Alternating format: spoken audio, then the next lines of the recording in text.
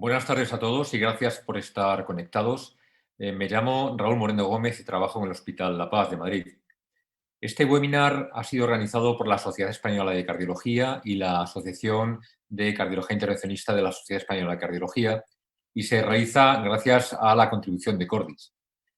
Hace más de 2 meses, debido a la enfermedad por COVID-19, comenzó en España uno de los periodos más amargos de la historia reciente. Han tenido lugar decenas de miles de fallecimientos por la enfermedad, la vida social se ha visto totalmente interrumpida, la economía está sufriendo una de las peores etapas de la historia y todos los hospitales han sufrido un verdadero colapso. La cardiología en general y la cardiología intervencionista en particular no han sido ajenas a estas consecuencias y también han sido afectadas de forma muy significativa. La Asociación de Cardiología Intervencionista de la SEC, desde el comienzo de la pandemia, ha tomado la iniciativa para intentar contribuir a desempeñar el trabajo de la cardiología intervencionista, tanto en la protección de la infección en nuestros laboratorios como en la adaptación de las indicaciones de los procedimientos que realizamos. Y además de intentar conocer qué es lo que está ocurriendo con los pacientes que hubiéramos tratado si no estuviéramos en condiciones de pandemia. Esta contribución se ha visto plasmada en 4 artículos, 3 de ellos han sido publicados en el último número de la revista REC Interventional Cardiology y uno está pendiente de publicación. Creo que es importante reseñar que estos artículos han tenido una gran repercusión en la cardiología intervencionista, no solo en nuestro país, sino también a nivel mundial, siendo numerosos los compañeros de fuera de España que han contactado con nosotros para comunicarnos la utilidad que han tenido para ellos estos documentos durante la pandemia. Están siendo referenciados por las revistas de más alto nivel de la especialidad y un ejemplo es que el primero de estos documentos sobre la gestión de las salas de intervencionismo durante la pandemia, cuyo primer firmante es el doctor Rafael Romaguera, comenzó a elaborarse incluso antes de que se declarara el estado de alarma y 2 días después de que este se declarara, el 16 de marzo del 2020, ya estaba publicado en su forma online. Como presidente de la Asociación de Cardiología Intervencionista, quiero manifestar aquí el agradecimiento a toda la Junta Directiva, doctores Rafael Romaguera, doctor Ignacio Cruz, doctora Soledad Ojeda, por su trabajo en la elaboración de estos documentos que han podido ver la luz gracias a una dedicación intensa y a contrarreloj por parte de todos nosotros. Por otra parte, a través del grupo de trabajo del Código de Infarto de la Asociación de Cardiología Intervencionista, se está llevando a cabo una recopilación y análisis muy interesantes sobre lo que ha ocurrido con el infarto agudo de miocardio durante la pandemia. Este análisis ha tenido como fruto la publicación de uno de estos 4 documentos que está siendo también referenciado a nivel mundial. Y todo este trabajo en relación con el infarto agudo de miocardio durante la pandemia hubiera sido imposible sin la gran capacidad de trabajo que tienen los doctores Oriol Rodríguez y Belén Cid, que son realmente los artífices de que esto se lleve a cabo. Por todos estos motivos, Cordis se puso en contacto con nosotros, con la Asociación de Cardiología Intervencionista de la SEC, porque consideraba de interés para los cardiólogos intervencionistas que los miembros de la Junta Directiva de la Asociación de Cardiología Intervencionista explicáramos o pusiéramos en común con el resto de los cardiólogos intervencionistas todo lo que había ocurrido, pero sobre todo 2 aspectos. Uno, cuáles son las perspectivas a medio plazo, ahora que el número de pacientes con la infección se está reduciendo, y sobre todo, qué podemos hacer para que los pacientes que tienen necesidad de tratamiento mediante las técnicas que nosotros llevamos a cabo en los laboratorios de cardiología intervencionista puedan tratarse. Entonces, sin más, vamos a pasar al primer bloque. En la estructura de este webinar estará en 4 bloques. El primero de ellos está llevado a cabo está introducido por el doctor Ignacio Cruz. Cada uno de los bloques serán 15 minutos, de los cuales 7-8 minutos se habrá una breve presentación y los otros 7-8 minutos se intentarán contestar las preguntas que se van recibiendo por la aplicación, por lo cual os animamos a que lancéis preguntas a través de la web. Entonces, sin más, muchas gracias, Ignacio. Podemos empezar. El título de este bloque es ¿Cómo ha afectado la pandemia COVID-19 al sistema de salud? Muchísimas gracias, Raúl. Un verdadero placer estar con todos vosotros. Y como decías, voy a intentar resumir rápidamente cómo ha afectado la pandemia COVID-19 al sistema de salud. Yo creo que es obvio a día de hoy, evidente para todos nosotros, que el impacto de esta pandemia ha sido impresionante y a nivel mundial y ha afectado pues, a todos los ámbitos de nuestra sociedad, pues tanto en el aspecto social como en el aspecto económico y, por supuesto, en el aspecto sanitario. Es difícil definir en una sola palabra qué es lo que ha supuesto, pero podríamos hablar de un colapso del sistema sanitario. Y para intentar entender este colapso, yo creo que lo más fácil es ver los números. Estos son los números, veis cómo rápidamente, y esto ya lo sabemos todos porque nos hemos acostumbrado a ver las curvas, cómo en los primeros días de marzo hasta finales de marzo se llegaba en marzo hasta tener casi 9.000 casos nuevos diarios. Y esto es muy difícil de asumir por cualquier sistema sanitario y veis que hasta, bueno, ya las cifras de mayo, que son más esperanzadoras, será muchísimo los casos nuevos diarios. Además, estas curvas, que es la curva de reproducción del virus, por cada paciente afectado, cuánto se infectaba, veis ahí que en los primeros días, marzo o incluso abril, pues cada paciente infectaba muchísima gente. Y por supuesto, lo que es más importante es la cantidad de enfermos que fallecieron. Vemos ahí las tasas de mortalidad por caso y la tasa de mortalidad por 100.000 habitantes, y España, lamentablemente, pues está en los puestos de cabeza a nivel mundial. Cuando hablamos de la afectación del sistema sanitario, creo que se puede dividir en 4 bloques: a nivel de hospitales y de organización, los sanitarios y, por supuesto, los enfermos. A nivel de hospitales, estas imágenes ya han sido vistas por todo el mundo en diversos medios de comunicación, pero fue tal el impacto que tuvo que se tuvieron que reconvertir salas de espera en sitios para poner tratamiento, camillas en los pasillos, más escenas propias de una guerra que de un sistema sanitario actual. Y llegando, bueno, estos son cifras de la Comunidad de Madrid, cómo se llegó a casi el 300% de ocupación de las camas de planta y más del 100% de las camas de UCI, pese a haber aumentado. Esta es una imagen que ya he puesto en algún otro webinar. Esto es nuestra sala hemodinámica, cómo se tuvo que reconvertir a una unidad coronaria porque nuestra unidad coronaria tenía que atender pacientes COVID. Esto también ya sabido por todos, se tuvieron que montar hospitales de campaña. El que más grande que se montó en España fue el hospital de IFEMA. Y también sabemos que se han utilizado diversos hoteles o incluso otras infraestructuras para atender enfermos. Esto es el Palacio del Arzobispo Fonseca en Salamanca, que se tuvo que reconvertir para atender enfermos, o como hoteles cerca a hospitales por ejemplo, este es uno que está al lado del Gregorio Marañón, se tuvieron que usar como hospitales. Y no fueron solo los espacios lo que hubo que reconvertir a todas las especialidades. De hecho, desaparecieron las especialidades. Prácticamente todos los médicos del hospital se estaban dedicando a tratar COVID. Esto es un ejemplo de un organigrama de nuestro servicio y, bueno, aunque no se ve muy bien, de aquí para abajo realmente más de la mitad de la plantilla estaba dedicada a COVID y la actividad de cardiología se redujo muchísimo. De hecho, y esto pasó en algunas comunidades, fue necesario contratar a médicos jubilados y a estudiantes que colaboraron en alguno de estos hospitales, hoteles, y bueno, y sabéis que los R5 pasaron a ser adjuntos, o sea, hubo una necesidad tremenda también de médicos. Esto llevó a que durante los meses de marzo y principios de abril prácticamente solo se atendían urgencias y solo COVID. Lo programado se quedó a un segundo plano, ya como luego se comentará, pues estamos recuperando poquito a poquito nuestra actividad y, por supuesto, se suspendieron las consultas, aunque esto es un aspecto interesante para debatir. Se empezó a hacer teleconsultas y creo que es algo que puede ser útil en el futuro. Igual que el Gobierno nos ha planteado unas fases para la desescalada y la vuelta a lo que ahora llaman la nueva normalidad, que a mí no me gusta mucho esa palabra, pero bueno, la idea es que poco a poco intentemos recuperar la actividad que teníamos. Creo que en los hospitales debemos tener lo mismo. Nosotros nos tenemos que preparar porque sabemos, y estas son gráficas del doctor Guillermo Aldama, que publica en Twitter, que el confinamiento ha servido para evitar muchas muertes, pero ahora estamos en la nueva situación de ver cómo nos vamos a ir recuperando y qué capacidad tiene cada servicio o cada comunidad de aceptar nuevos enfermos o de estar preparados por si con las nuevas fases hay un rebote de enfermedad. Por eso creo que debemos tener protocolos por escrito, cada servicio y cada hospital, del plan que tenemos para hacer la desescalada a nivel hospitalario. Como os decía, la otra parte importante de cómo ha afectado la pandemia al sistema sanitario son los sanitarios.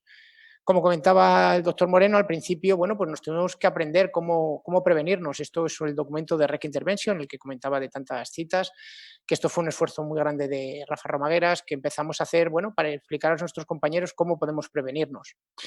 Pero bueno, no era solo saber cómo prevenirnos, sino disponer del material. Todos sabemos que hubo un problema muy grande de material para poder protegernos. Incluso, bueno, hasta dentro, hace muy poco, también teníamos problemas para las PCRs o los test inmunológicos. Aparte, y esto creo que es un aspecto muy comprometido que ha habido con esta pandemia, es que las evidencias es bueno, difícilmente valorable, porque realmente pones ahora COVID-19 en PubMed y salen más de 10.000 resultados y mucha evidencia que hemos manejado se basaba en grupos de WhatsApp o lo que se decía en Twitter. Y realmente esto es del gobernador de Burgos en la pandemia de 1918, que lo que decía es que lo que tiene que hacer la gente es estar en sus casas y no ir a tabernas o bares. Esto es literalmente que suele haber mucha gente y puede ser foco de infección. Pues realmente mucha evidencia que tenemos es lo mismo que teníamos en 1918. Además, creo que es importante el desgaste físico y psicológico que hemos tenido los médicos, sobre todo los que han estado en primera línea, UBIs, urgencias. Y aunque es cierto que ha habido mucho apoyo de la sociedad y en eso se han basado el tema este de los aplausos, la realidad es que hay provincias donde el 50% de los contagiados son sanitarios, en la mayoría está por encima del 20%, que hay ahora mismo más de 40.000 contagiados sanitarios y lamentablemente compañeros nuestros han fallecido. En lo que se refiere a los enfermos, yo creo que lo más importante son las cifras de mortalidad, que han sido tremendas, pero no solo por COVID. Esta gráfica dice el porcentaje de defunciones que ha habido en exceso y no todas por COVID, que es más del 50% con respecto al año pasado. O sea, hay 31.000 muertos más que no son COVID con respecto a lo esperado. Esto es probablemente porque los enfermos han ido menos a urgencias. Estos son datos del Hospital Universitario de Salamanca. Y veis ahí la raya hecha marca cuando empieza el periodo, el estado de alarma, el número de urgencias como ha disminuido. Y estas gráficas que se han presentado más veces es en Italia cómo aumentaban las muertes súbitas extrahospitalarias a medida que aumentaban los casos de COVID. Por eso insistir en que nuestra actividad se ha reducido mucho, pero que los enfermos que tengan dolor torácico deben acudir a los hospitales y llamar al 112. Por último, y ya termino, creo que bueno, este impacto tan brutal que ha tenido en nuestro sistema sanitario nos debe permitir plantearnos que nuestro sistema probablemente en el futuro tenga que ser más flexible, plantear posibilidades de telemedicina. Debemos ser precavidos y tener una previsión de qué vamos a hacer, estar preparados para cambiar porque estamos totalmente en un nuevo escenario, vamos a tener enfermos distintos, vamos a tener enfermos que se han acumulado estos meses, los horarios habrá que plantear si solo podemos trabajar de mañana o mañana y tarde, vamos a tener menos personal, vamos a tener menos presupuesto y sobre todo tenemos que estar, bueno, pues por lo menos alerta ante posibilidades de una segunda rebrote. Y por último, para terminar, pues me gusta esta frase que creo que es bastante aplicable ahora de Albert Camus, que dice que al principio, al final de una catástrofe se suele hacer retórica, pero en medio uno se acostumbra a la verdad. Muchas gracias. Muchas gracias, Nacho. Yo creo que ahí has dejado pie un poco para comentar cosas muy interesantes y que todos más o menos tenemos en la cabeza en los últimos días. Uno de ellos has hablado un poco de las teleconsultas, de la telemedicina. Yo creo que es una herramienta que todos vamos a tener que empezar a utilizar cada vez más, poco a poco. Desde el punto de vista práctico, ¿cómo lo haríais vosotros, todos vosotros? Porque por una parte, uno piensa en las herramientas informáticas que tenemos a nuestro alcance, las plataformas de web, de comunicación por videoconferencia, el Zoom, etcétera. Pero por otra parte, luego uno piensa en los enfermos que habitualmente tenemos, que son enfermos más bien mayores, y eso a lo mejor pues no es tan fácil. Entonces, ¿cómo pensáis, cómo lo vais a empezar a llevar a cabo en vuestros hospitales, el tema de la teleconsulta? Si la vais a empezar a utilizar o no, y cómo, en plan concreto, con qué medidas. Bueno, nosotros todavía no lo hemos estado haciendo durante la pandemia, estos meses ha sido consulta telefónica y realmente creo que es muy útil para plantear por lo menos un cribaje. Ver, por lo menos la idea inicial nuestra fue ver qué enfermos estaban graves, qué enfermos no estaban graves, para intentar que aquellos que no necesitasen realmente ahora pudiese diferirse las consultas. De manera que los enfermos no acudiesen al hospital durante bueno, las semanas más graves de la pandemia, sobre todo para protegerles de que se infectasen. El tema de eso es que, bueno, eso habría que reconvertirlo a consultas a futuro, que yo creo que, bueno, como dices, hay muchos enfermos que no van a tener acceso a una teleconferencia como tal, pero una consulta telefónica en muchos casos podría servir para hacer un cribaje inicial. ¿Y los demás habéis comenzado con esto? ¿Estáis pensando, aparte de la consulta telefónica, en alguna aplicación informática? ¿O cómo lo vais a plantear? Nosotros, Raúl, de momento lo que hemos estado haciendo durante la pandemia eran llamadas telefónicas. Esta semana abrimos las consultas y lo que se nos ha dicho es que no haya más de un 30% de pacientes presenciales. Entonces, previamente entramos en la historia, seleccionamos cuáles son los que precisan realmente la visita para separarlos más en el tiempo y que no coincidan en la sala de espera, y el resto se les hace de momento llamada convencional. Pero se está desarrollando una tecnología en la cual al paciente, porque aquí también está todo el tema de confidencialidad y de todo esto, entonces en la cual al paciente se le enviará un SMS el paciente clicará en la referencia y con ello aceptará los términos de la videollamada y desde el mismo móvil se establecerá la videollamada con el ordenador o con tu propio teléfono de forma anónima, que no le aparecerá tu número de teléfono ni del que llama y del cual habrá pues una transmisión de datos segura, ¿no? Porque sabéis que la seguridad informática de los datos sanitarios es incluso mucho más alta que la de los bancarios, ¿no? Entonces yo creo que ahí está la clave, en aplicaciones que garanticen la confidencialidad de los datos. Y Sole tiene la suerte de que en Córdoba no ha afectado tanto el COVID, pero seguramente esto también lo estáis planteando, ¿verdad? Sí, bueno, nosotros no hemos estado tan afectados y todo ha estado mucho más controlado y tranquilo, pero las consultas sí que es verdad que se suspendieron con el estado de alarma. Nosotros, es verdad que si algún enfermo prefería venir presencialmente, se le citaba porque no había mucha aglomeración. Y lo que hemos hecho son consultas telefónicas. Entonces, esto te permitía cribar un poco al enfermo que podía solucionarlo simplemente con la llamada telefónica, ajustarle la medicación o recomendarle cualquier medida. Y los enfermos que realmente tú veías que necesitaban un ecocardio, que necesitaban una revisión presencial, pues los citaba y eso reducía bastante la consulta. Y ahora lo que se está empezando, bueno, la teleconsulta la verdad es que ha dado unos resultados bastante favorables. Se han evitado muchas recitas y bueno, la respuesta por parte de los enfermos ha sido estupenda. Yo no sé si cuando la situación se vuelva a normalizar el enfermo aceptará también la teleconsulta, porque no sé, hay por otros sitios, pero aquí los pacientes son muy de ir a su médico y hablar con su médico y les gusta lo presencial y poco, me imagino que tendrán que acostumbrarse como todo el mundo, ¿no? Pero que la sensibilidad de los pacientes en esta época de pandemia quizás no es la misma tampoco cuando la situación esté más normalizada. Y también lo que tenemos ahora en marcha es un proyecto piloto con atención primaria.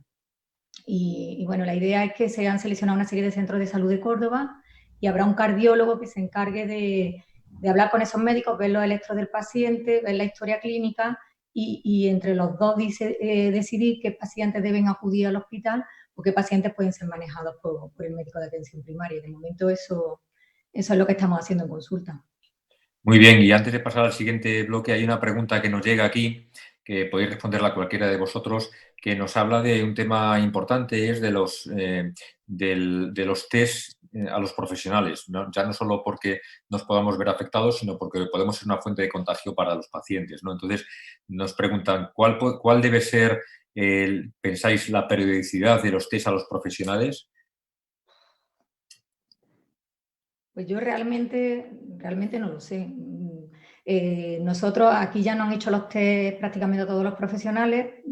Otro aspecto que habría que discutir es la fiabilidad de los test, porque nos hemos encontrado con gente que ha pasado el coronavirus con PCR positiva y que ahora los test son completamente negativos, la serología.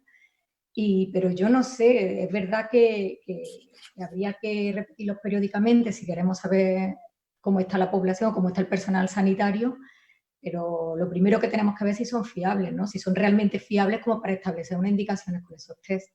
No sé yo si tenéis más experiencia, pero ya digo que la nuestra es un poco así, un poco amarga, ¿no? Porque realmente ves compañeros que han pasado la enfermedad, que han estado diagnosticados con una PCR y que ahora son serología negativa. O sea, no sabes si es realmente un falso negativo o qué es lo que está pasando, ¿no?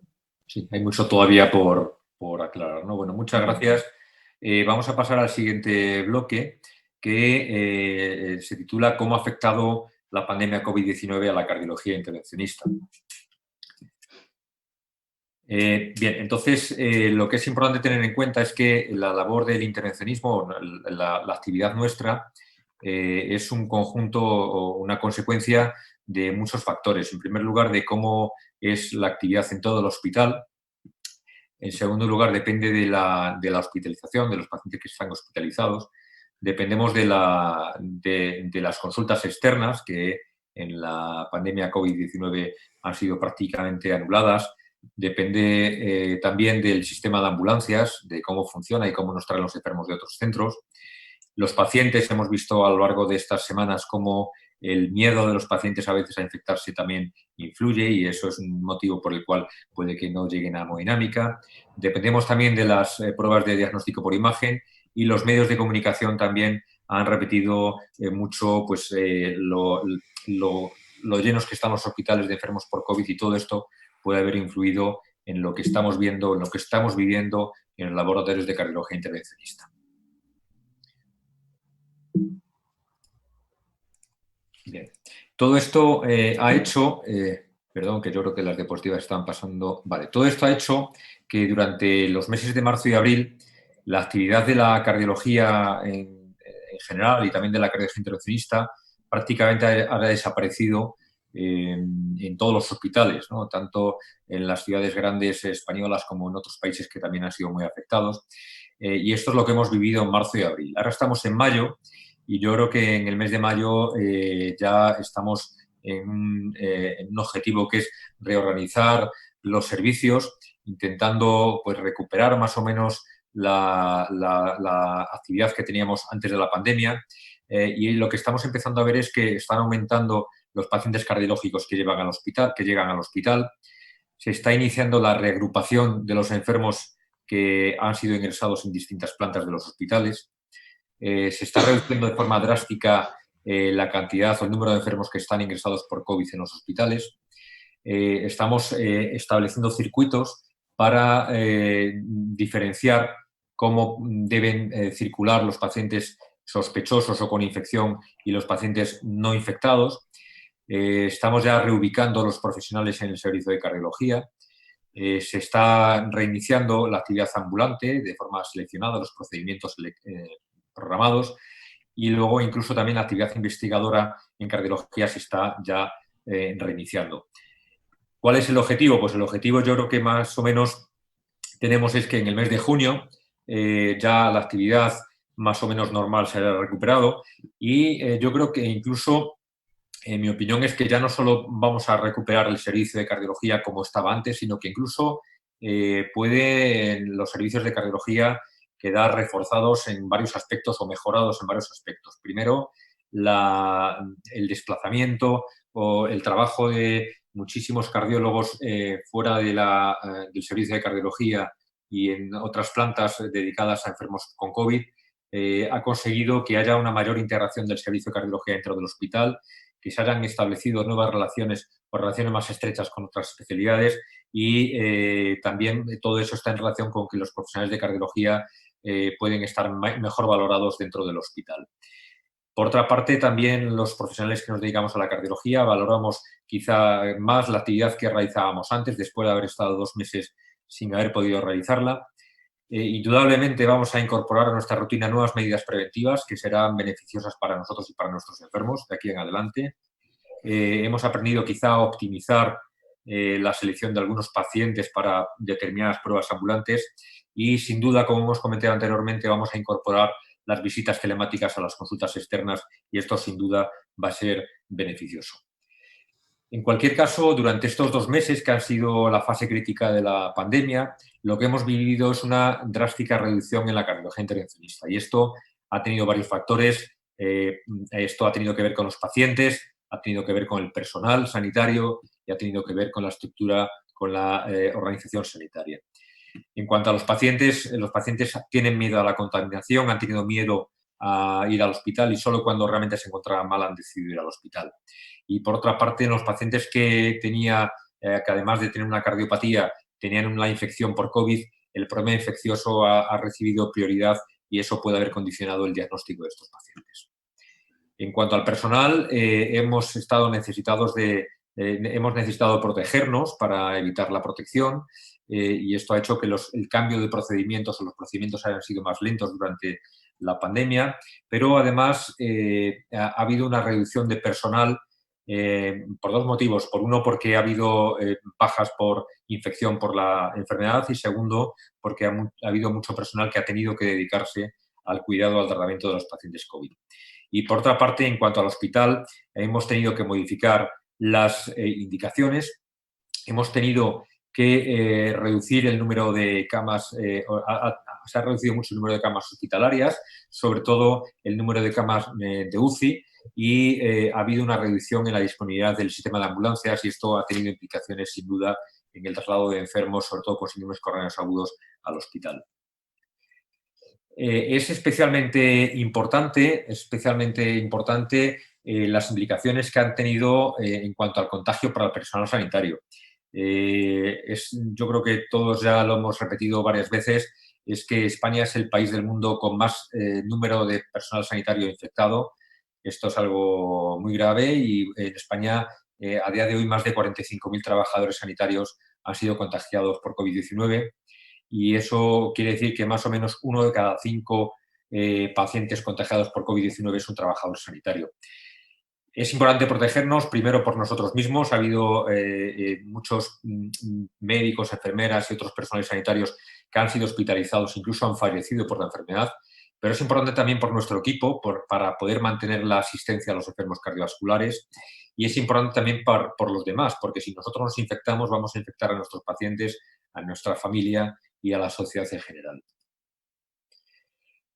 Una vez pasada la fase aguda, la fase crítica de la pandemia, también tiene consecuencias a medio plazo y lo que podemos empezar a ver en un futuro próximo es que la lista de espera de pacientes pendientes de ser tratados va a incrementarse porque tenemos enfermos pendientes de tratar de forma electiva, hay pacientes con síndromes coronarios agudos que han sido manejados de forma conservadora y luego además hay pacientes que todavía no han sido diagnosticados y todavía no han sido remitidos a nuestras unidades. En cuanto a los sistemas de salud, va a haber todavía pacientes COVID-19 ocupando camas hospitalarias. Va a haber también sobrecarga de enfermos con patologías diferentes a las cardiovasculares y es posible que los centros sanitarios tengan visto reducidos sus presupuestos. El personal, podemos tener escasez de personal todavía durante un tiempo, por una parte por la infección, que en algunos pacientes, en algunos miembros del personal puede tardar en recuperarse y por otra parte puede que todavía haga falta personal dedicado a zonas COVID.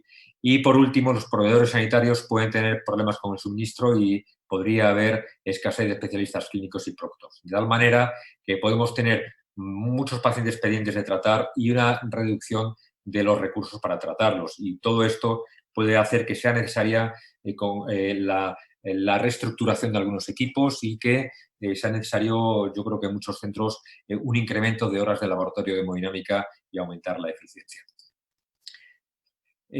Todos conocemos lo que ha ocurrido en cuanto a cifras. Esto es uno de los trabajos a los que hacíamos mención anteriormente y hemos visto en estos meses cómo se ha reducido de forma muy importante la actividad en los laboratorios de hemodinámica y es especialmente importante lo que ha ocurrido con el infarto con elevación del ST porque es aquí donde un retraso o una ausencia de tratamiento puede tener más implicaciones pronósticas a corto plazo.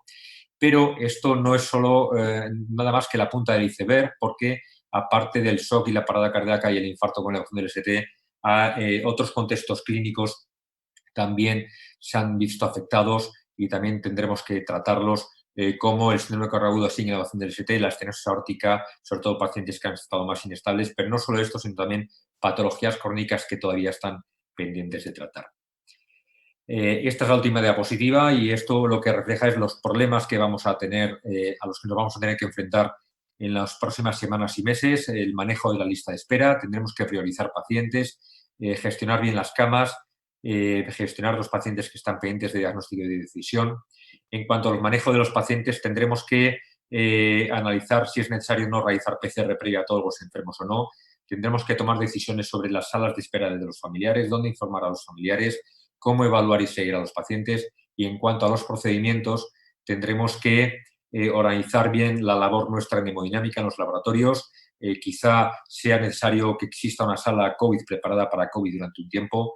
Será necesario optimizar el rendimiento de las salas y, por supuesto, no debemos olvidar la protección del personal mientras siga habiendo algún paciente con la infección. Nada más. Muchas gracias.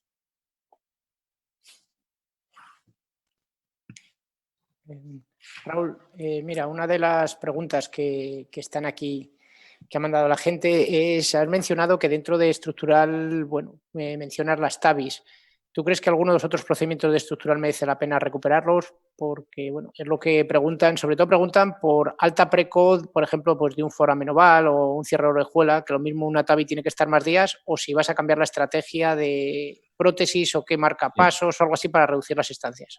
Sí, yo creo que los pacientes con TAVI son enfermos muy especiales en este sentido, porque por una parte son enfermos que tienen una edad media de 80 años en muchas series, con lo cual son pacientes muy proclives a la infección y con mal pronóstico si cogen la infección. Por tanto, esto nos inclinaría a ser de lo último que tratáramos en nuestras listas de espera. Pero, por otra parte, los pacientes con estenosis aórtica severa son quizá los que, excluida la enfermedad coronaria o síndrome coronario agudo, son los que quizá pueden tener peor pronóstico a corto plazo. En el estudio Partner ve los enfermos que no se trataron con TAVI tuvieron una mortalidad del 20-30% los primeros 2 o 3 meses.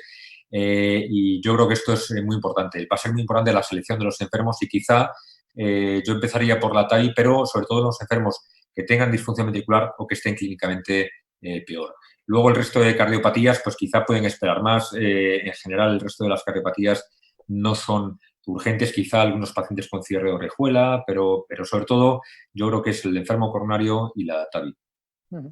Y una pregunta, Rafa. Por ejemplo, vosotros, ¿cómo estáis manejando ahora los programadores? ¿Les hacéis PCR antes? ¿No solo guiado por síntomas? ¿O cómo lo estáis haciendo? Nosotros le hacemos PCR a todos. Hay habilitado en un edificio, en una zona externa, el edificio de consultas externas por una entrada accesoria y se realiza PCR al menos un día antes a todos los pacientes programados, a todos, y a todos los centros que nos derivan pacientes, que son 8 hospitales los que vienen a Belviche, también se les pide a todos una PCR. Yo creo que es una medida, luego lo comentaré en mi presentación, creo que es una medida que puede parecer que gaste tiempo, que gaste recursos, pero es una medida súper garantista. O sea, meter un solo paciente con coronavirus en una unidad coronaria después de un procedimiento, eso puede generar una transmisión nosocomial a otros profesionales sanitarios, otros pacientes, de unas repercusiones gravísimas. Entonces, cuando pasemos a otra fase en la cual no haya transmisión prácticamente comunitaria o nosocomial, puede ser, pero a día de hoy yo creo que es una medida que, lejos de gastar tiempo o recursos, los ahorra. Y una pregunta, con respecto a la PCR, Rafa, o los demás, está claro que si le haces la PCR a un enfermo y es negativa, haces el procedimiento, pero ¿y si es positiva? ¿Qué haces? Hasta que sea negativa, y una vez que se negativiza, ¿cuánto tiempo, si es que pensáis que tiene que haber un tiempo de espera para programar el procedimiento? ¿Qué hacer si es positiva en un paciente que íbamos a realizar un procedimiento? Bueno, nosotros lo que hacemos cuando es positiva, si el paciente es demorable, se demora, y si no, se hace con todas las medidas de protección, todas las medidas de protección individual, y luego se traslada a una zona habilitada del hospital, que está en otra zona, que es donde están ingresados los pacientes, digamos, de intensivos que tienen coronavirus. Está en otra ala separada y se le traslada allí. Si es demorable, pues se demora, y cuando tenga una PCR se realiza en ese momento, y también se intenta de la misma manera. No esperamos, más allá de la PCR, no esperamos más tiempo, pero sí que intentamos, pues, si ha sido coronavirus reciente, pues llevar medidas de protección individual, y en la medida de lo posible, si es una ICP sencilla por vía radial, pues trasladarlo o altarlo en el mismo día. Muy bien. Pues nada, muchas gracias. Yo creo que vamos a pasar al siguiente bloque. El siguiente bloque se titula ¿Qué ha pasado con nuestros pacientes? Lo presenta la doctora Soledad Ojeda del Hospital Reina Sofía de Córdoba. Gracias, Sole. Gracias, Raúl. Buenas tardes a todos y muchas gracias a Cordi por la invitación y por la propuesta de esta webinar. Bueno, pues intentar responder a qué ha pasado con nuestros pacientes, pues yo realmente todavía no lo tengo claro. Sí que no tenemos unos datos concluyentes ni unos datos definitivos sobre lo que ha pasado, porque realmente es pronto, ¿no? Todo esto parece que llevamos mucho tiempo en la era COVID, pero realmente el problema empezó solo hace escasamente 2 meses y realmente es pronto para saber lo que ha pasado con nuestros pacientes. Sí que podemos extrapolar y podemos pensar y sacar una serie de conclusiones por los datos que tenemos, pero creo que el tiempo realmente nos dirá cuál es el impacto clínico que tiene esta epidemia. Esta diapositiva, bueno, pues ya se ha presentado. Está claro que la actividad bajó drásticamente en la cardiología intervencionista, no solamente en los procedimientos diagnósticos programados, que eso era más lógico, sino que bajó en lo que es el tratamiento del infarto agudo de miocardio. Bajó casi un 40% las angioplastias primarias. Y en la primera semana de pandemia. Yo creo que esto, de todas formas, a lo largo de la pandemia, pues se ha ido un poco normalizando. Nosotros mismos tuvimos un bajón inicial muy acusado y conforme fue pasando el tiempo, pues un poco los pacientes empezaron a consultar por infarto y se empezaron a tratar más infartos que en las primeras semanas. Pero es verdad que en los primeros tiempos esto fue una evidencia clara. En esta encuesta nacional que ya se ha presentado se vio, y no solamente en España, sino que Italia reportó lo mismo, en China se ha reportado también y en Estados Unidos. Y bueno, no solamente que los enfermos consultaban menos, sino que además lo hacían con retraso. La verdad es que no hay muchos datos. Nosotros en el registro del grupo de trabajo de infarto tendremos unos datos muy interesantes que pronto veremos publicados seguramente. Pero bueno, esta carta tiene solamente 7 pacientes de Hong Kong, de la parte final de enero y 1 de febrero, cuando ellos declaran el estado de alarma, y lo comparan con una serie histórica de 108 pacientes tratados durante el 2018, y ellos lo que ven es que los pacientes tardan mucho en consultar, es decir, que hay casi 4 veces más minutos desde que comienzan con los síntomas hasta que contactan, pero no solamente eso, sino que también se tarda más en tratar al paciente una vez que consulta, y el tiempo puerta-balón es mayor, y la llegada desde que llega el paciente a cateterismo hasta que se le abre la arteria también es mayor.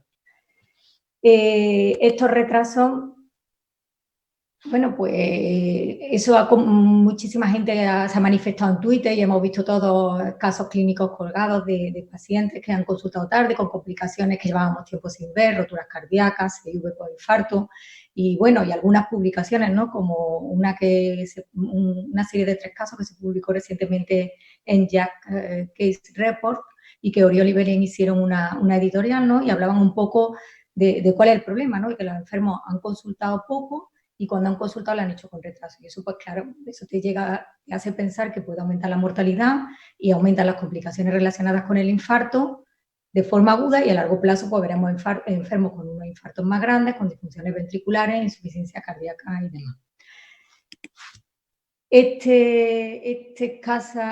La escasa consulta y la demora, bueno, pues se manifiesta hay datos indirectos de que hay un aumento de la mortalidad extrahospitalaria. Esta curva, bueno, ya la ha presentado también Ignacio en la primera diapositiva, ¿no?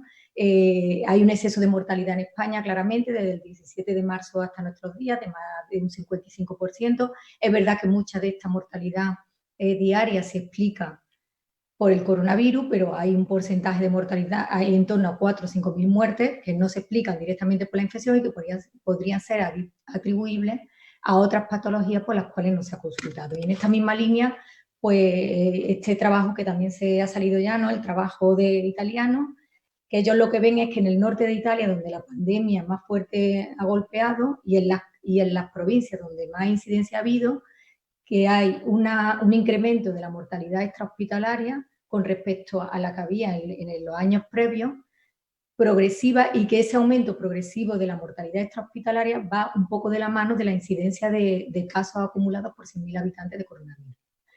Es verdad que este exceso de mortalidad, que en algunas provincias llega a ser casi del 170-180%, bueno, pues en parte la gran mayoría se explica por la enfermedad, por la infección, pero hay aproximadamente un 30% que no se explica por la infección y que podría ser atribuible a las demoras de los pacientes cardiológicos o pacientes de otras especialidades con patología grave.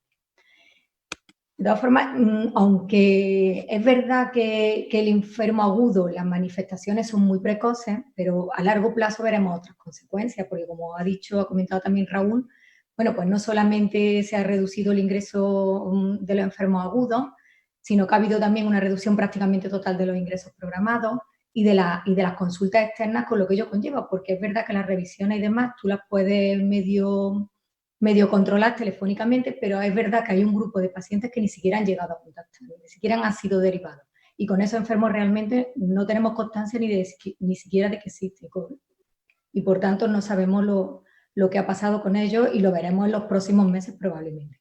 Y en cuanto a los ingresos programados, bueno, pues como ejemplo, la lista de espera de cardiología de enfermos coronarios pues es muy variopinta. Tiene desde las coronarias normales, que realmente no va a tener ningún evento en la lista de espera, pero hay otros enfermos mucho más graves. Y este es un caso que hicimos justo en la semana en la que se declaró el estado de alarma. Era un paciente joven con un Angor estable, llevaba 3-4 meses con síntomas de angina de esfuerzo, y este paciente se llamó porque nosotros no teníamos en ese momento una incidencia alta de coronavirus, y esto fue lo que nos encontramos, una lesión crítica ostial de la derecha, una lesión crítica del tronco, la DA enferma y ocluida. Entonces, bueno, este enfermo se revascularizó, afortunadamente fue bien, en 24 horas estaba en su casa, pero este enfermo en la lista de espera, si no se lo hubiera llamado, probablemente las consecuencias hubieran sido nefastas.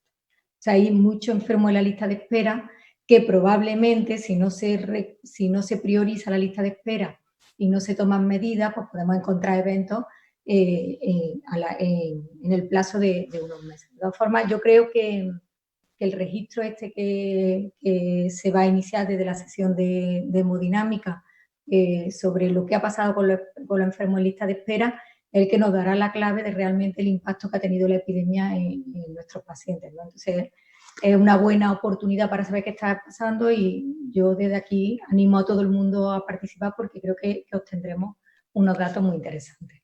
En cuanto a la TAVI, pues efectivamente, bueno, desde la sesión también hemos lanzado una encuesta para ver lo que ha pasado con nuestros pacientes. Realmente lo que esperamos encontrar, y por lo que yo ya he estado viendo, una reducción drástica de la actividad. Eso es evidente porque prácticamente todos los programas de estructural se han parado con la epidemia. Y además veremos qué ha pasado con los pacientes que no se han tratado.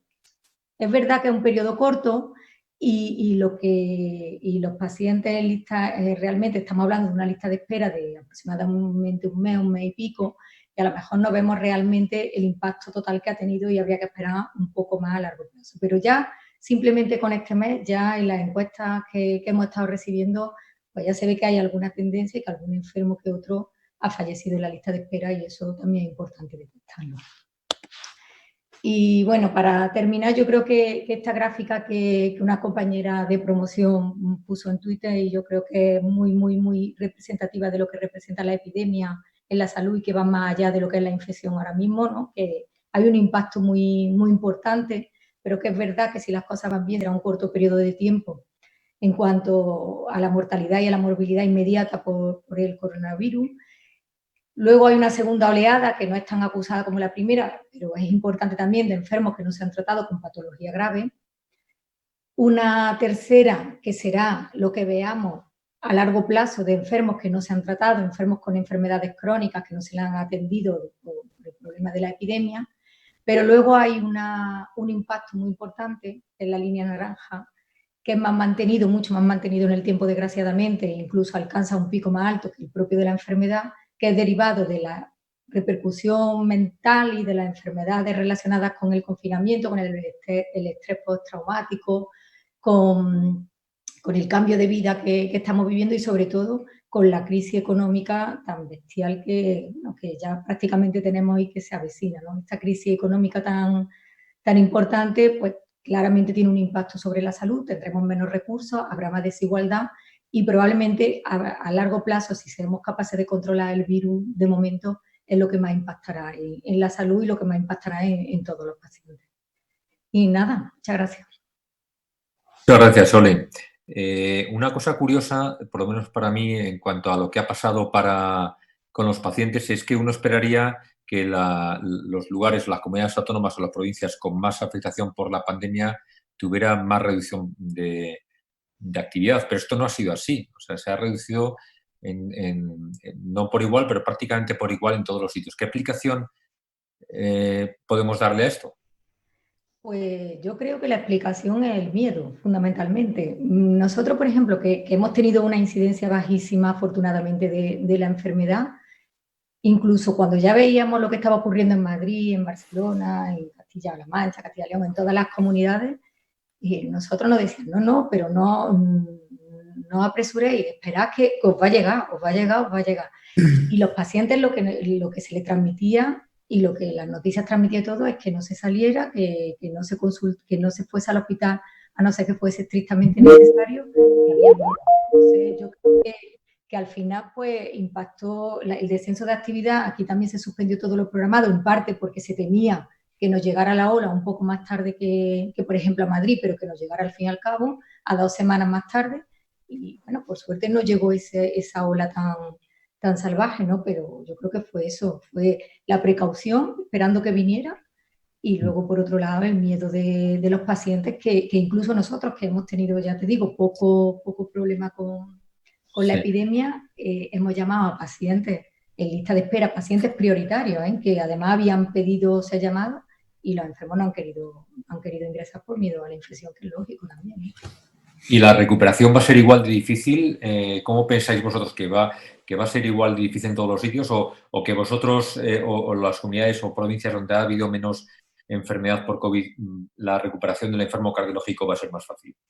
Yo creo que depende mucho de la incidencia que haya tenido la enfermedad, porque nosotros aquí, por ejemplo, prácticamente en cardiología ya estamos trabajando a ritmo normal, bastante ritmo. Tenemos enfermos programados, tenemos el programa de estructura reabierto de nuevo, y aquí es mucho más fácil porque el hospital no ha tenido colapso, la UCI ha estado a 1/3 de su capacidad, y entonces la recuperación de la normalidad es mucho más rápida y más fácil.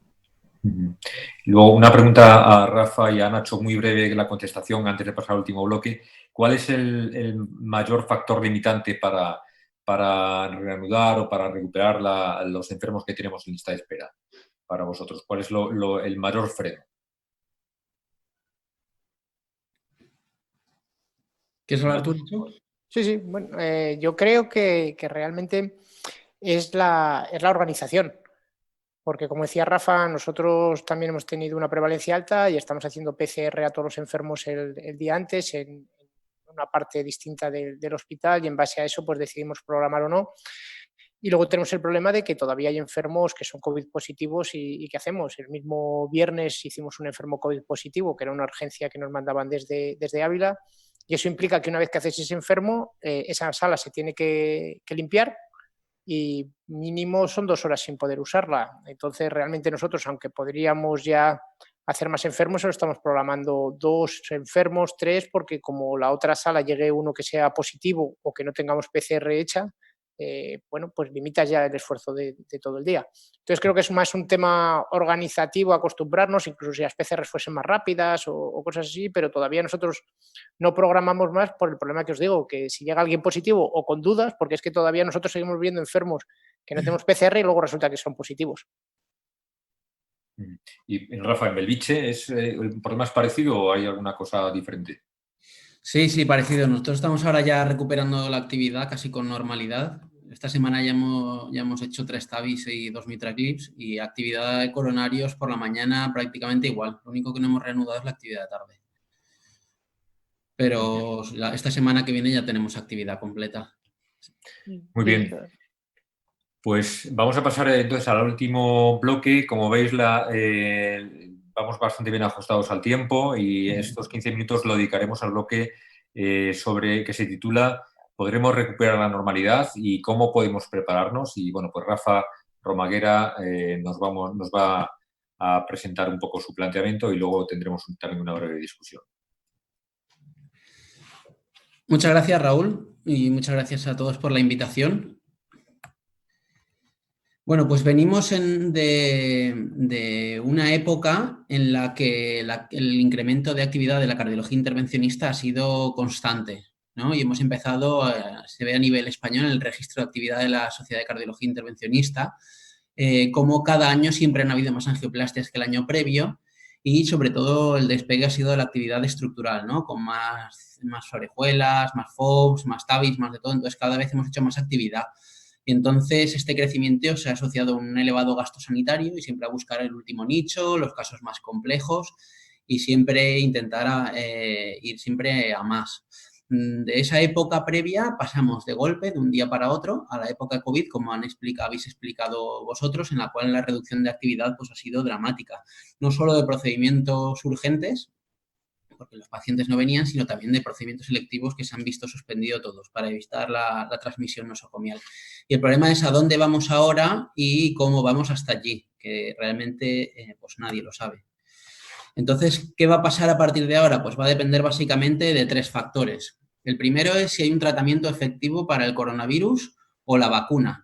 Porque si no hay vacuna, pero hay un tratamiento efectivo en el cual los pacientes no sean graves y la duración de la enfermedad sea corta, pues eso facilita mucho las cosas para reanudar la actividad y la vida cotidiana y la de las empresas.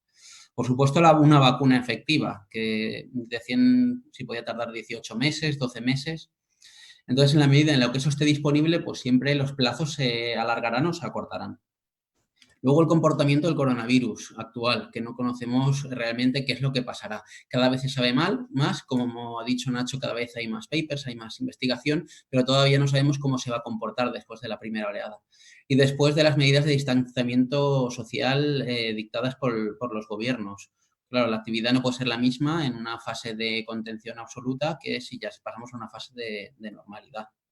Con respecto a los tratamientos, vacuna no hay, pero de todos los tratamientos disponibles para el coronavirus ya ha salido el primer ensayo clínico randomizado y en breve saldrán muchos otros, en el cual se ve que el tratamiento con 3 análogos de los nucleótidos que impiden la replicación del ARN viral y el interferón 1 beta, que es un estimulador de la inmunidad, pues efectivamente consiguen, como podéis ver en rojo, disminuir la carga viral de los exudados nasofaríngeos y del resto del cuerpo de forma significativa desde el primer día. Y además de ello, disminuye la interleuquina 6, lo cual viene a ser un marcador de la expresión inflamatoria, ¿no?, del coronavirus. O sea que por lo menos ya tenemos un primer tratamiento. Esto es un fase 2, con poquitos pacientes, como podéis ver abajo, pero bueno, por lo menos vamos avanzando. En la medida en la que podemos convertir la infección por el coronavirus en una infección algo menos grave, en lo cual los pacientes estén algunos días menos en la UCI y consuman menos recursos hospitalarios, pues podremos avanzar más rápido.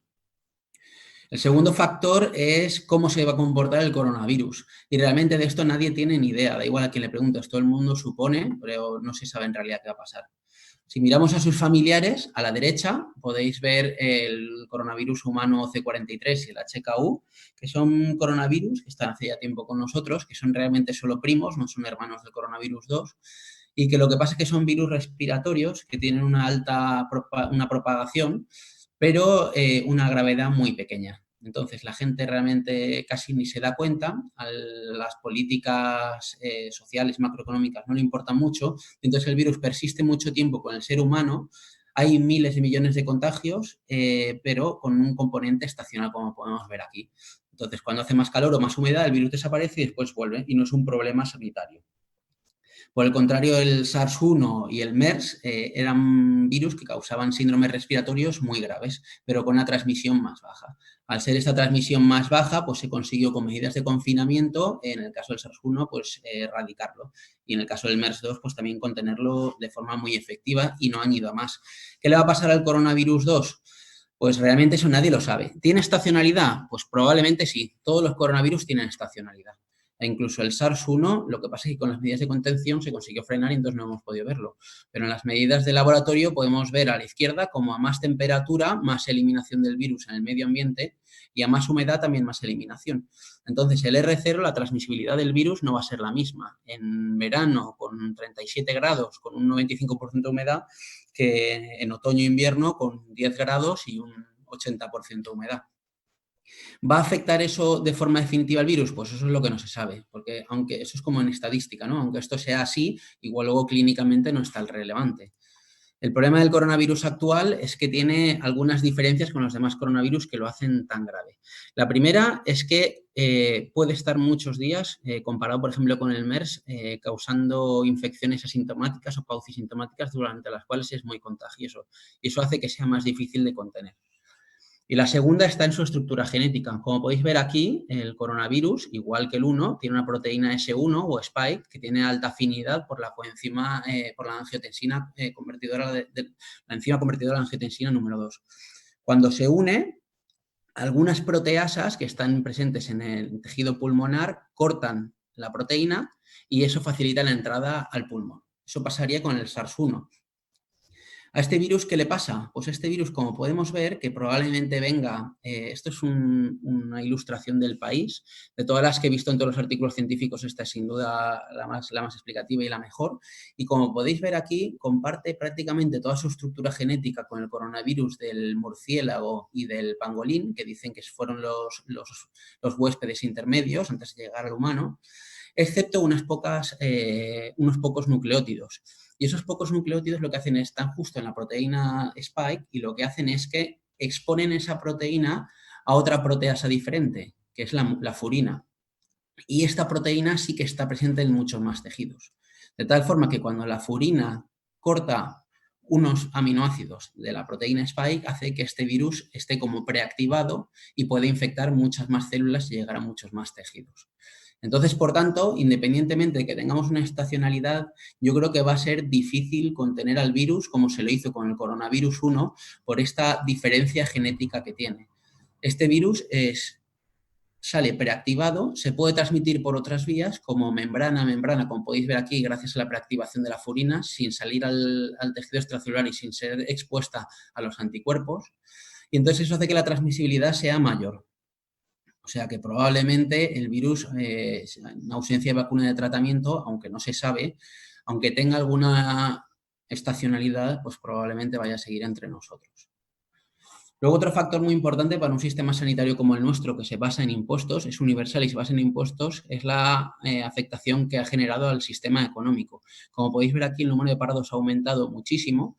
En Estados Unidos, por ejemplo, que es la economía la primera o segunda economía más fuerte del mundo, se han destruido tantos empleos como los que se crearon desde la crisis desde el 2008 hasta ahora.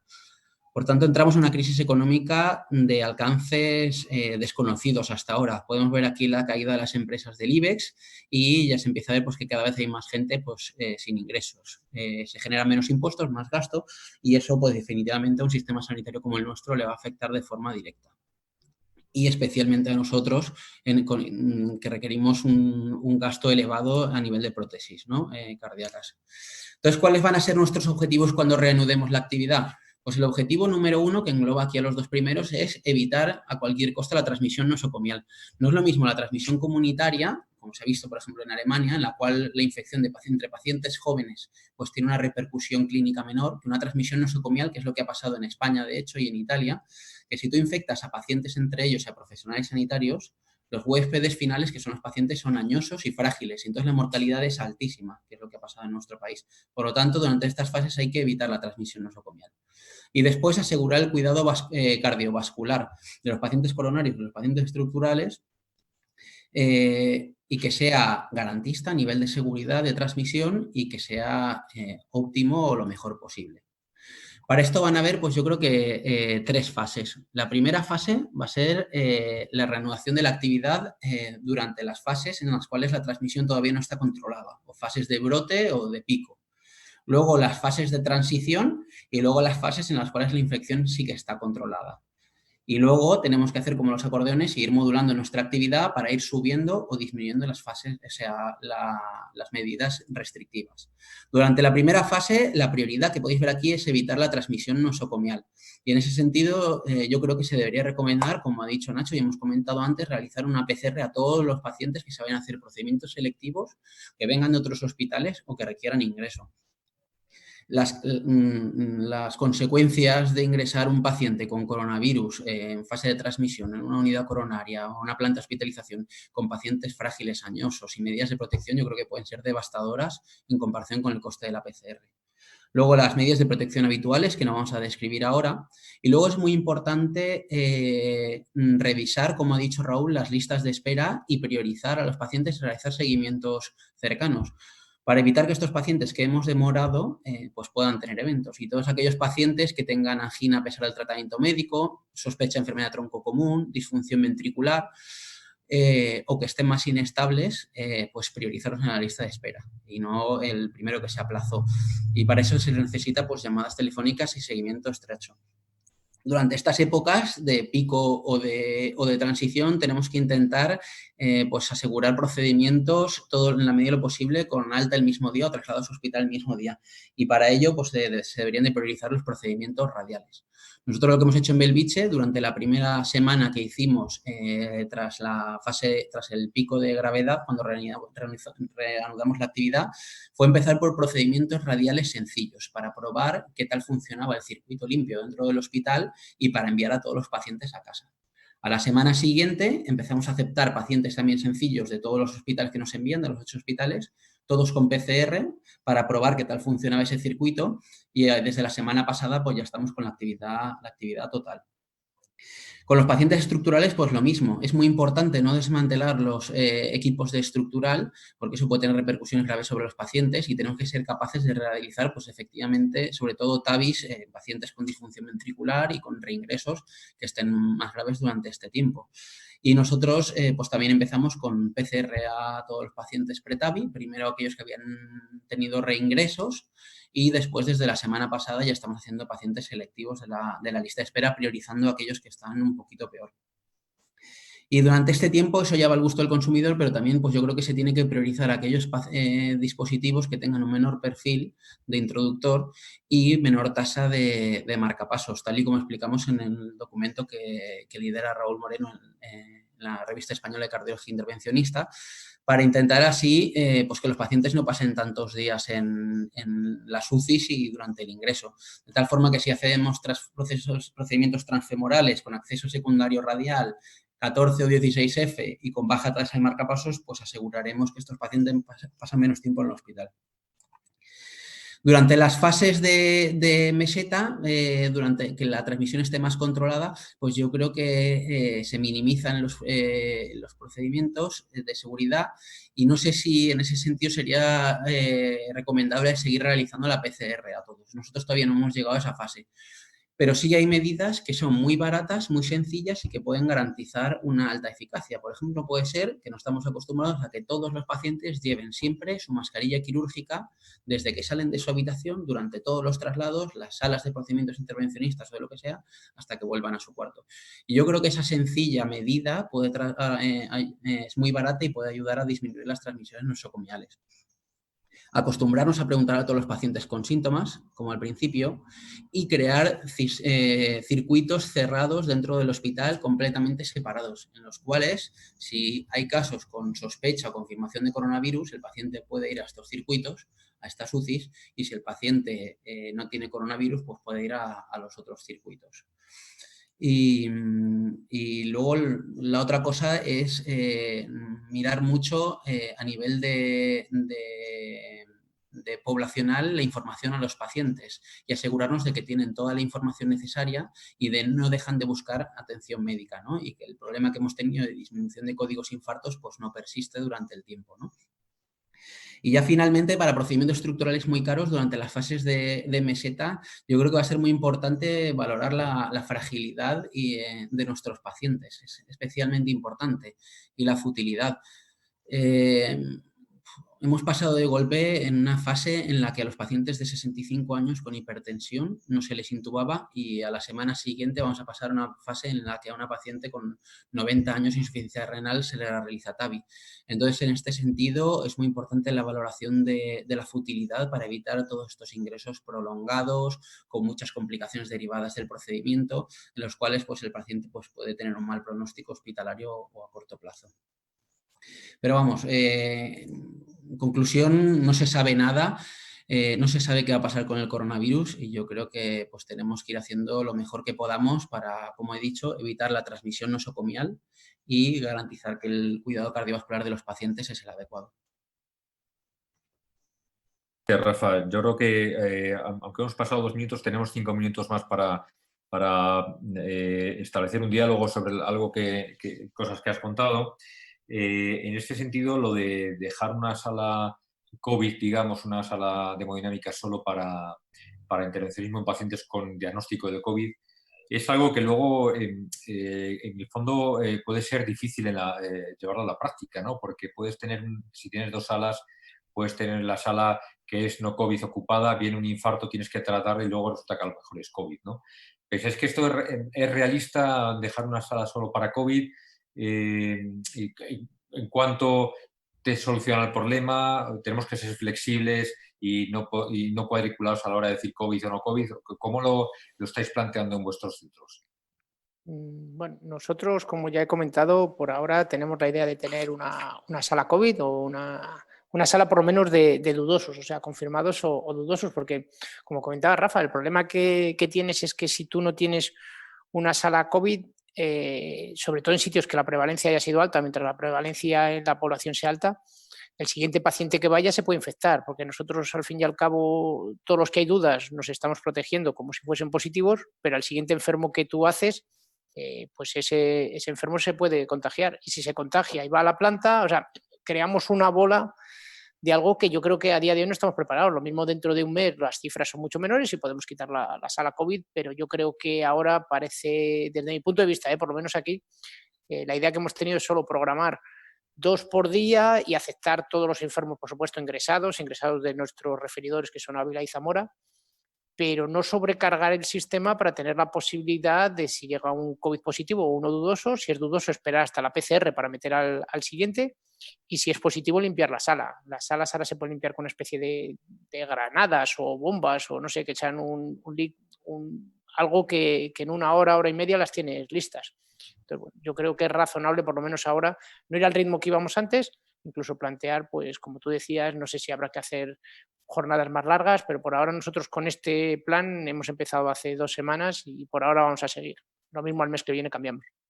Claro, es que esto lo que tú dices es, claro, si resulta que vamos a tener más pacientes todavía por tratar y vamos a tener que programar menos por cada jornada de sala, indudablemente no vamos a poder dar abasto a todo lo que sea necesario tratar si no aumentamos las horas de trabajo diarios en las salas. No sé, Sole o Rafa, ¿cómo veis esto?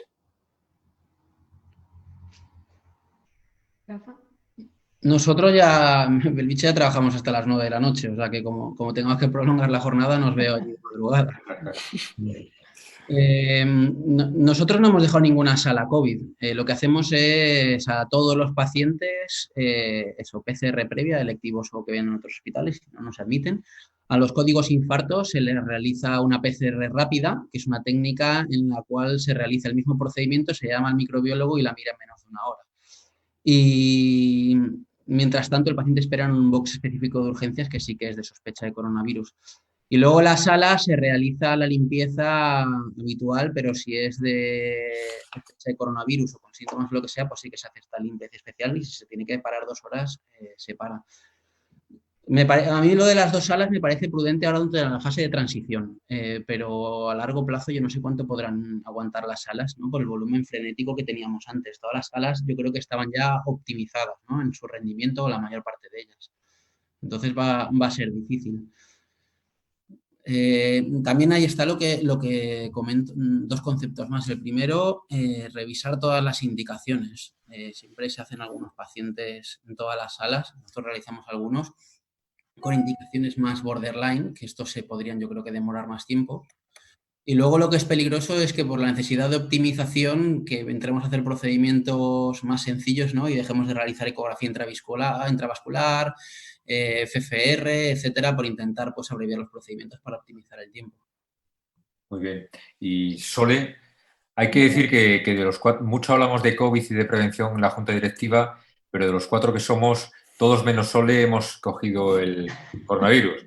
Entonces, está claro que este virus afecta más a hombres que a mujeres, ¿no? Eso ya lo han dicho también, es mucho más. De todas formas, es que, claro, la visión mía es totalmente diferente, porque como es que aquí no hemos vivido ni una cuarta parte de lo que vosotros o otras partes de España han sufrido, ¿no?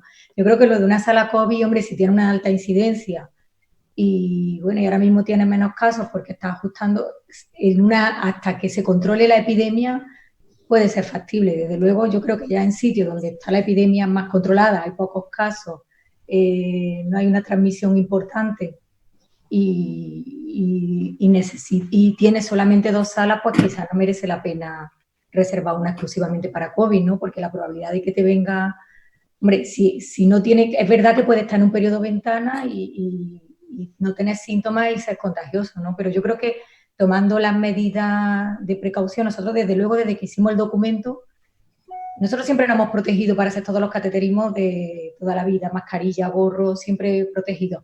Pero es verdad que a los pacientes no le poníamos mascarilla quirúrgica. Desde que hicimos el documento, todo paciente que entra por la puerta lleva su mascarilla quirúrgica. Entonces, si el paciente no tiene síntomas, no es un sitio de mucha enfermedad, realmente yo no sé hasta qué punto es rentable mantener una sala cerrada con la cantidad de pacientes que tenemos que atender, ¿no? Yo creo que de tal manera es fundamentalmente para los sitios donde hay una epidemia todavía, una transmisión importante, ¿no? Una transmisión comunitaria importante. De tal manera, lo que yo quiero transmitir con lo de sala COVID es una sala en la que hacemos los dudosos o los que son positivos, pero si no hay dudosos ni hay positivos, claro, seguimos usando la normal. O sea, quiero decir que hay días que es que no hay ninguno dudoso, han venido todos programados, todos su PCR, como dice Rafa, aquí también se están haciendo en urgencias PCR y prácticamente desde que sube el enfermo y hemos acabado el procedimiento ya sabemos si era positivo o no. O sea, que tampoco hay que transmitir la idea de que esa sala solo se hace en COVID, sino que hacemos actividad normal, pero en caso de que haya uno, pues tienes que estar preparado para cerrar la sala y tener un sistema como el que comenta Rafa. Los enfermos que vienen de urgencias esperan hasta el resultado de PCR si pueden, y si no, pues los hacemos y luego ya decidimos. Pero estar por lo menos, o sea, es un tema de organización, porque yo creo que muchos de los problemas que tuvimos en marzo era un problema de desconocimiento y de falta de organización. O sea, si estuviésemos ahora en marzo como estamos ahora, pues evidentemente no habría pasado lo que ha pasado. Claro, pero va un poco en eso, ¿no? En el nivel de la epidemia. Si vosotros habéis tenido que reinventar, reorganizar y ponerlo todo sobre la marcha en una situación extrema, y, hombre, hay que estar preparado para lo que venga. Y bueno, y en parte a los que no lo hemos sufrido así, pues también todo esto nos ha servido de aprendizaje para saber qué tenemos que hacer en caso de que las cosas se pongan feas. Pero claro, evidentemente no es comparable unos sitios a otros y hay una variabilidad tremenda. Hay sitios donde más o menos pueden mantener ya cierta actividad.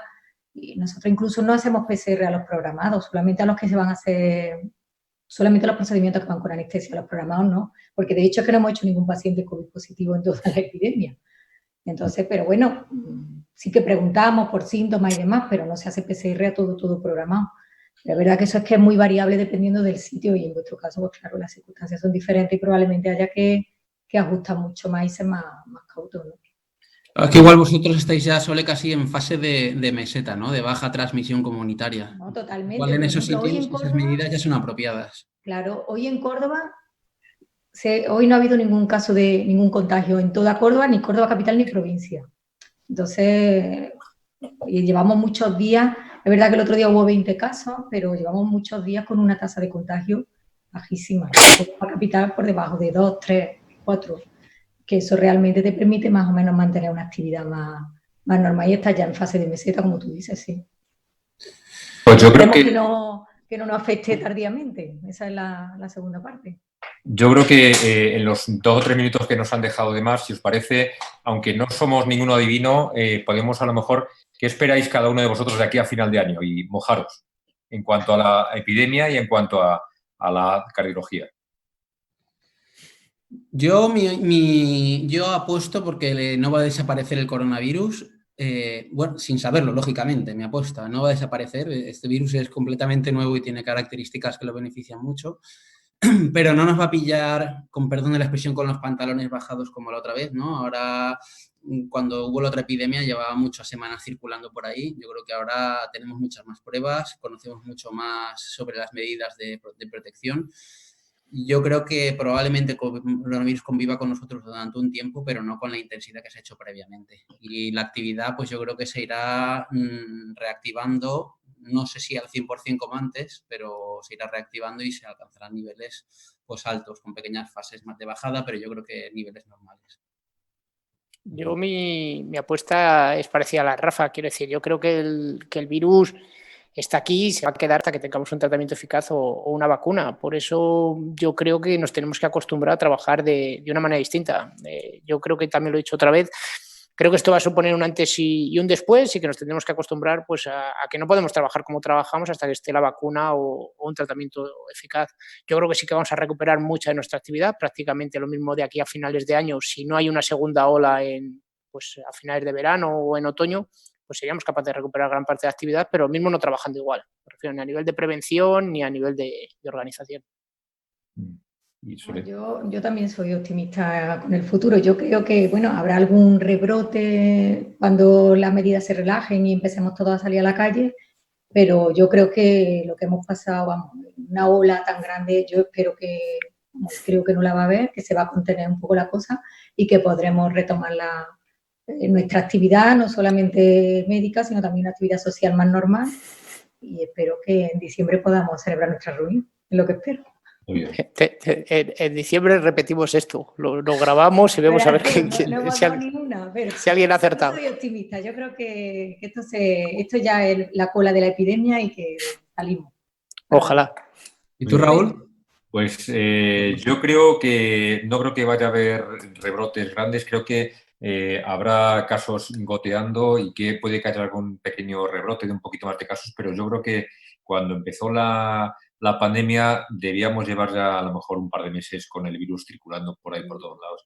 Y ahora yo creo que a pesar de todo, pues yo creo que tendremos la manera de identificar en caso de que haya algún rebrote, tendremos la manera de identificar precozmente a las fuentes de contagio y de aislarlas, ¿no? Con lo cual, pues yo creo que estamos todos con la idea de que tendremos que convivir por lo menos hasta final de año con el tema, pero a ver si podemos celebrar, como decir, nuestra reunión en Málaga, ¿no? Muy bien, pues nada, yo creo que con esto podemos concluir. Gracias a vosotros, Nacho, Rafa, Sole, gracias a Cordis por haber tenido esta iniciativa, a la Sociedad Española de Cardiología por habernos ayudado a hacerlo y nada, nos vemos pronto y cuidaros. Hasta luego. Hasta luego. Hasta luego.